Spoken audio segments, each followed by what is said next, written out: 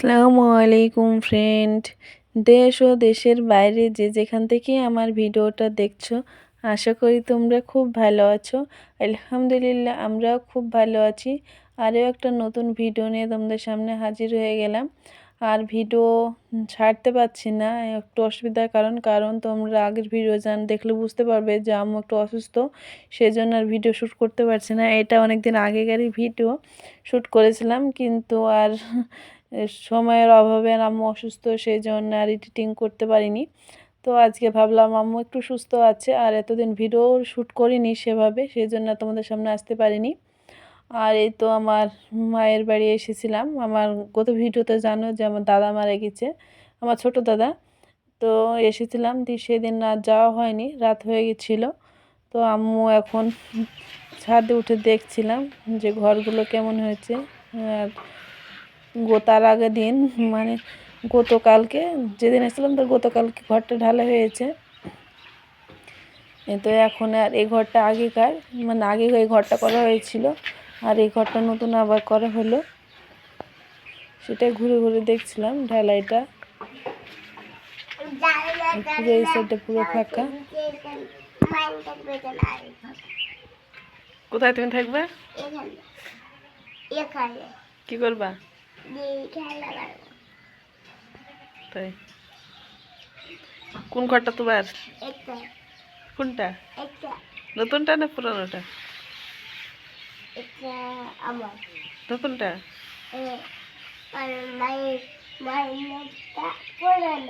তাই? মায়ের ঘরটা টাইলস বসবে, তোমারটা নিব বসে দিবে না? রঙও করে দিবে না? তোমার ঘরটা মাহিনের ঘরটা করে দিবে? হ্যাঁ, খাটও থাকবে না।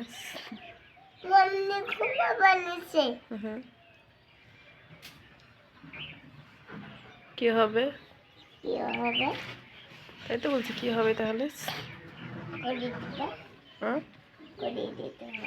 কি করে দিতে হবে?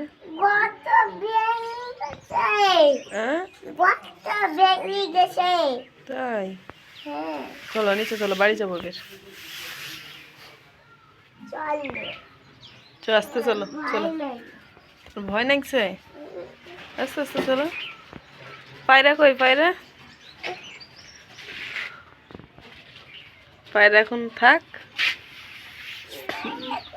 না, পায়রা না বাইর করবো না, চলে এসো।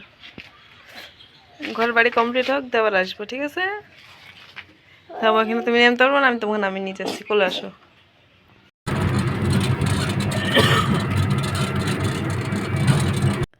দিয়ে তারপর খাওয়া দাওয়া করে বেরিয়ে চলে এসেছি। আর আম্মুর পাপা গতকালকেই চলে এসেছে বাড়ি, আর আমরা রাত্রে গেছিলো সেজন্য আর আসিনি। তো এই তো আম্মু ঘুমিয়ে গেছে, আর এখন আমি আর আম্মু আসছি, আর আম্মুর পাপা তো আগে চলে গেছে। আর এই সাইডটা পুরোই ফাঁকা, আর আম্মু ঘুমিয়ে গেছে, সেজন্য ভাবলাম একটু ভিডিওটা অন করি, সেজন্য ভিডিওটা শ্যুট করছি এখন। আর সবাই দোয়া করবে আমার আম্মুর জন্য, যেন আম্মু খুব তাড়াতাড়ি সুস্থ হয়ে যায়। আর এই ভিডিওটা প্রায় 4 দিন আগেকার ভিডিও করা, 4 দিন, হ্যাঁ। তো আজকে সময় পেলাম, আজকে আবার মায়ের বাড়ি এসে ভিডিওটা এডিটিং করছি। তো আম্মু অনেকটাই সুস্থ আছে এখন। এইখানে বাদে কোনো রেস্টুরেন্ট বা কোনো কিছু হবে, সেই জন্য এই জায়গাটা এভাবে ঘুরেছি। আর বাড়ি এসে আবার রান্না করতে হলো দুপুরের জন্য, ভাত করেছি আর ডাল করলাম। আর এই সাইড আম্মুকে খাবো বলে পানি গরম করলাম, আর ডিম করে ফাঁকিবাজি ডিমের রান্না করলাম। এতে এখন দুপুরবেলায় হয়ে যাবে। আর আগে যে গরুর মাংস নেওয়া হয়েছিল, ওই অল্প মানে 2 কিলো নেওয়া হয়েছিল, 1 কিলো রান্না হয়েছে, আর 1 কিলো তো রেখে দিয়েছিলাম ফ্রিজ থেকে বাইর করে রেখে দিলাম, রাত্রিবেলা আবার রান্না করব। আর এই তো এই জায়গাটা তো আমুল বুঝতে পারছো যে অনেকটা অগোছালো আছে, গোছানোই হচ্ছে না। তো শীতের জিনিসগুলো এক সাইডে রাখবো, আর যেটা এখানে ওখানে যাওয়ার জন্য সেগুলো আলাদা করে রাখবো। আর এই তো এইখানে খেলনা পড়ে আছে, ছোট ছোট খেলনাগুলো, সবগুলো এখন একে একে নামিয়ে নেব। আর অনেকগুলো জিনিস হয়ে গেছে, কিছু বাদ দিব আর যেগুলো ব্যবহার করবে সেগুলোই রাখবো, কারণ অনেক জামা কাপড় ছোট হয়ে গেছে, সেগুলো তো রেখে লাভ নাই।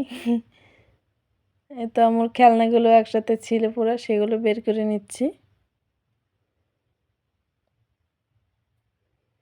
আর অনেকগুলো জামা হয়েছে ওর, বাচ্চা তো, ও তো হয়েতেই থাকবে বাচ্চাদের জিনিস।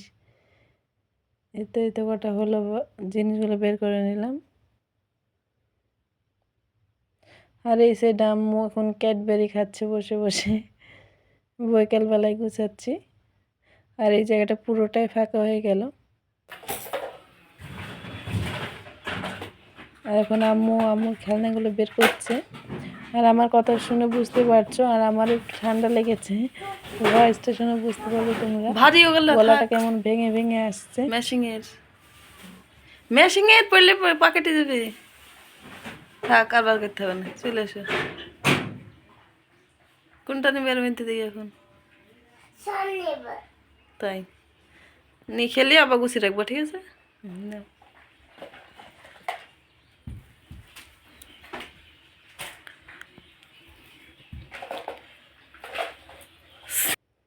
এই তো সবগুলো গোছানো হয়ে গেল। এখন অনেকটা কি সুন্দর লাগছে বলো তো দেখতে। সব সময় সাজানো গোছানো জিনিস দেখতে সবসময় ভালোই লাগে। আর এই তো খেলনাগুলো, ছোটো ছোটো খেলনাগুলো এখানেই থাকলো।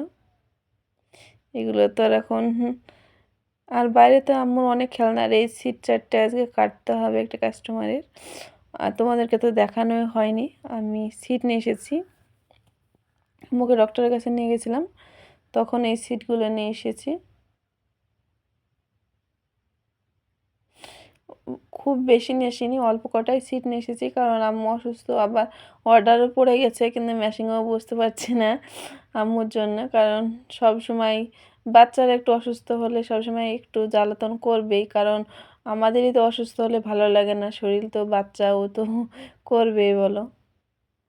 তো সেই জন্যে আর মেশিনে বসছি না, আম্মুর একটু সুস্থ হোক। আর আম্মুকে এখন আর এখন মানে হুমায়ুন কবির খাঁ দেখাচ্ছি না, এখন বহরমপুর নিয়ে গেছি দেখানোর জন্য, দিলীপ প্রধানের কাছে দেখাচ্ছি। তো গতকালকে গিয়েছিলাম, রিপোর্ট করে এসেছি, আবার আগামীকাল আবার যাব। আর এতে এই কটাই নাইটি নিয়ে এসেছি, বললাম আগে অল্প কটা নাইটি। আর এই নাইটিটা একটু ঝোল লেগে গেছে, কারণ যেদিন মাদের ঢালাই হলে সেদিন এই নাইটিগুলো নিয়ে গেছিলাম, দিয়ে ব্যাগে তে খাবার নিয়ে গেছিলো, দিয়ে খাবার একটু ঝোল লেগে গেছে নাইটিটা। আর দেখা যাক কি করি। আর যেটা প্রতিদিন ব্যবহার করবে ডেলিভারির জন্য, এই সাইডে এই ড্রয়ারটাই রেখেছি। আগে এই সাইডে রাখতাম, কারণ শীতের পোশাকগুলো অনেক মোটা মোটা হয়, তো সেই জন্যে আর অসুবিধা হয়, বড়োদেরও হয় ছোটোদেরও হয়, কারণ শীত জিনিসটা অনেক জিনিসগুলো টানাটানি করতে হয় সেই জন্যে। আর তো তোমাদেরকে দেখালাম যে আগে যে বের করে রেখেছিলাম মাংসটা, সেটাই এখন ম্যারিনেট করে নেব। তো এখানেতে দিয়ে দিলাম রসুন থেতো করে, পেঁয়াজ দিয়ে দিলাম, তেজপাতা, আর বাটনা করেছিলাম আদা জিরে দিয়ে, আর 3-4টে মতো কাঁচা লঙ্কা দিয়েছিলাম। আর এই তো যেটা গুঁড়ো মশলা, জিরে গুঁড়ো আর লবণ দিয়েছি, লবণ, হলুদ আর মরিচ গুঁড়ো। আর এখন তেল দিয়ে দিলাম, আর 1 কিলো মতন হবে সেজন্য 100 পরিমাণই তেল দিলাম। আর এখন হাত দিয়ে ভালোভাবে মেখে নেব, কারণ ভালোভাবে মেখে নিলে ভালো ম্যারিনেটটা হয়। আর যে অর্ধেকটা রান্না করেছিলাম, এই তো লবণটা দিতে ভুলে গেছিলাম, এখন দিয়ে দিলাম। আর 1 কিলো আম্মুর পাপা আগে রান্না করেছিল, ওটা ওটা সেভাবে শ্যুট করিনি, কারণ আম্মুর পাপা রান্না করছিল সেই জন্যে। আর ও একটু ক্যামেরার সামনে আসতে সেভাবে চায় না, সেই জন্য আর জোরও করিনি। আর রান্নাটা অফ ক্যামেরায় আমার পাপা করেছে, কিন্তু একটু একটু ক্লিপ নিয়েছি, সেগুলো আর থাক, দিলাম না। ও যখন চায় না তখন ওর বিরুদ্ধে আর কোনো কিছু করতে চায় না। এই তো ভালোভাবে ম্যারিনেট করে রেখে দিলাম, এখন ঢাকা চাপা রেখে দেবো। আর ম্যারিনেটটা করে বেশি না 15 থেকে 20 মিনিট রেখে দেবো এভাবে, তারপরে চাপিয়ে দেবো। আর আমার ভিডিও যদি কোনো অংশ তোমাদের ভালো লেগে থাকে অবশ্যই লাইক, কমেন্ট, শেয়ার এবং সাবস্ক্রাইব করতে ভুলবে না। সাবস্ক্রাইব করার পাশাপাশি অবশ্যই বেল আইকনটা টিপে দিবে, যাতে ভিডিও ছাড়ার সঙ্গে সঙ্গে তোমাদের কাছে নোটিফিকেশানটা পৌঁছে যায়।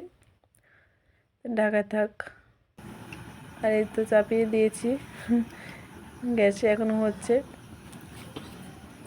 এটা তো রাত্রে রান্না করছি, সেই জন্য ওইভাবে আর আলো আসছে না, তার একটাই লাইট আছে ঘরে, রান্নাঘরে।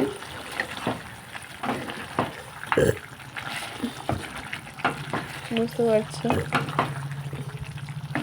তারপর ফুটে উঠলো তো একটু নাড়াচাড়া করে দিচ্ছি। আর যে মাংসটা পুরোপুরি তোমাদেরকে কিছু দেখাতে পারলাম না, রেসিপিটা অন্য একদিন শেয়ার করব।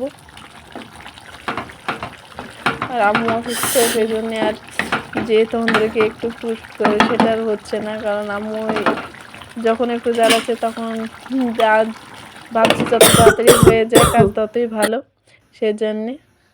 আর এতে দুপুরে খাওয়া দাওয়া করে আর থালা বাসনগুলো মাজতে পারছিলাম না, আর আম্মুর পাপার দোকানে চলে গেল, আর আম্মু তো ছাড়লোই না, সেই জন্য আমি নেবো। আর অনেক কটা ভাত নষ্ট হয়েছে, সেগুলো হাঁসকে দিয়ে দিতে হবে, কারণ সবাই দুপুরবেলা খেতে পারেনি সেরকম, আর খাওয়ার রুচিটাও ছিল না আজকে।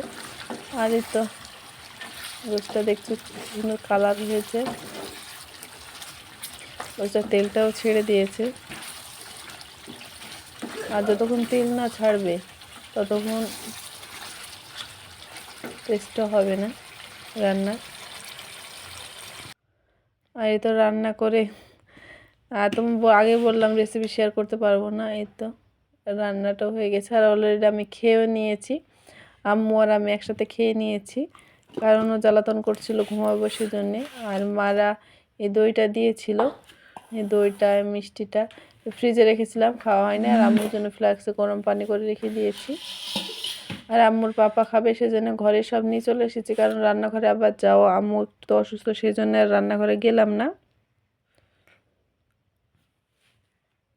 এই তো সব একবারে এসে আর আম্মু ঘুমিয়ে গিয়েছে। আজকের মতো এই পর্যন্ত ভিডিওটা। সবাই ভালো থাকবে, সুস্থ থাকবে, খোদা হাফিজ।